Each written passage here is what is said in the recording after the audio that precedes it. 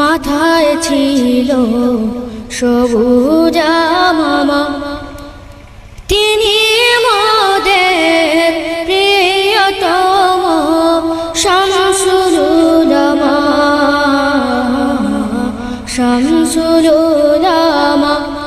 এমন পাগড়ি কারো মাথায় দেখিনি আমরা, দেখলে মনে স্মরণ হতো কুম্ভুদে খাদরা। শাহজালালের অনুসারী প্রিয় রাহনুমা, প্রিয় রাহনুমা।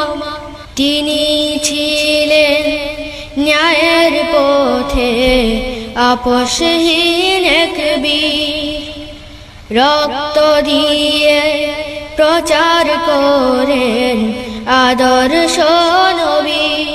কণ্ঠে যার উঠত বেজে জিহাদের দামামা, কোন মনীষী মাথায় ছিল সবুজ